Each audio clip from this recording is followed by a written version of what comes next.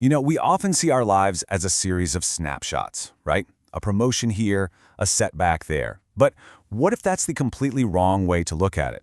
What if life is actually one long, continuous game of compounding? And what if it's a game you can actually win? Let's break down the rules.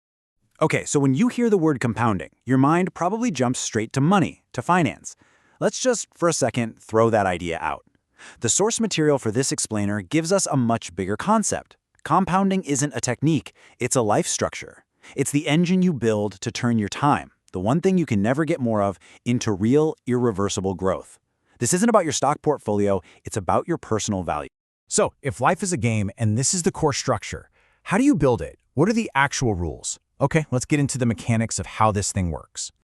First up, the foundational operating system. And the core principle here is almost brutally simple. The key to winning this game isn't about having some single stroke of genius. It's just not stopping. We're all conditioned to chase that one big break, That firework moment that changes everything. But the true masters of this game, people like Warren Buffett or Charlie Munger, they didn't win that way at all. They won by being bricklayers. They showed up every single day and added one more brick to the wall. Their value compounded for one simple reason: they never stopped building. So in this game of life, your most critical resource, your core stat, is time. It is the one thing you absolutely cannot get more of. Every single day, a little bit gets used up forever. The entire compounding system is just built on how effectively you can convert this totally finite resource into growth. And if time is the resource, then persistence is your main attribute. Think of it as the engine that drives the whole system forward. It's the one skill that you have to relentlessly level up, day in and day out. It's really just a simple commitment to be slightly better today than you were yesterday. All right, so we've got our basic operating system, and it's built on persistence.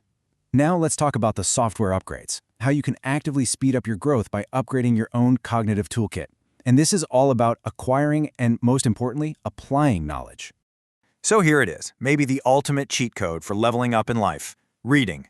Just think about it for a second. An author condenses decades of trial and error, of failure and success into a 300-page book. For just a few dollars and a couple of hours, you get to literally download a lifetime of experience. It is the single most efficient way to bypass painful mistakes and get right to the insights. But, and this is a huge but, here's the catch. This is the critical bottleneck in this whole process. You can read 1,000 books, but if that knowledge just sits there gathering dust in your brain, it is completely worthless. It's like having this amazing, powerful tool locked away in a shed. Knowledge that isn't used, that isn't retrieved and applied, has absolutely zero value in the compounding game. Okay, so you need a loop, a system that forces you to use what you learn. It's a three-step process. First, you absorb, that's reading. Then you understand, that's processing. But the final and most critical step is to apply. And the best tool for this? Writing. And I don't mean for an audience, I mean for yourself. Writing forces your vague ideas into clear, solid structures. That's where the real, irreversible growth actually happens. So, you've got your system, you've got your learning loop. But there's a powerful enemy out there that threatens to derail all of it. The constant, unending dilution of your attention. So let's talk about how to concentrate your power. We tend to think an hour is an hour, right? But it's not even close. A single hour of deep, concentrated focus can give you 100% of your potential output.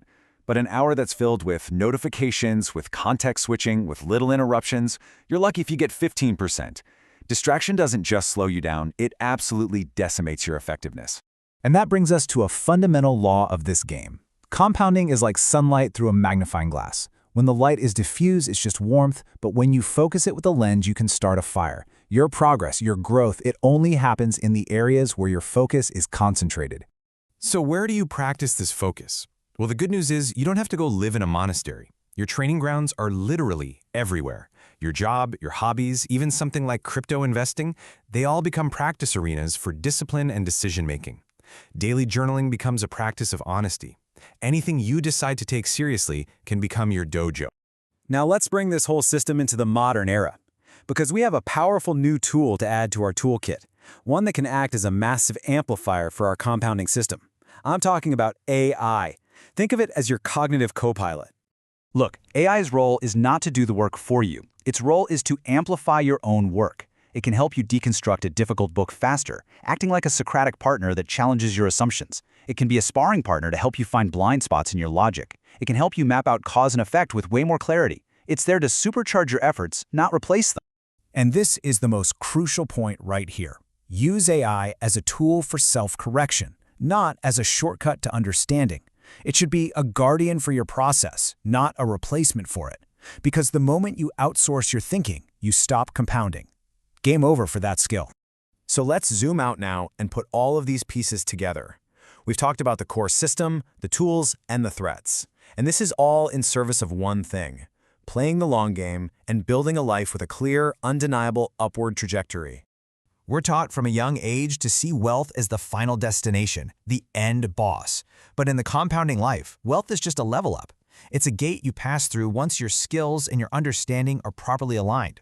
It's a sign that you're playing the game well, not the reason you play the game.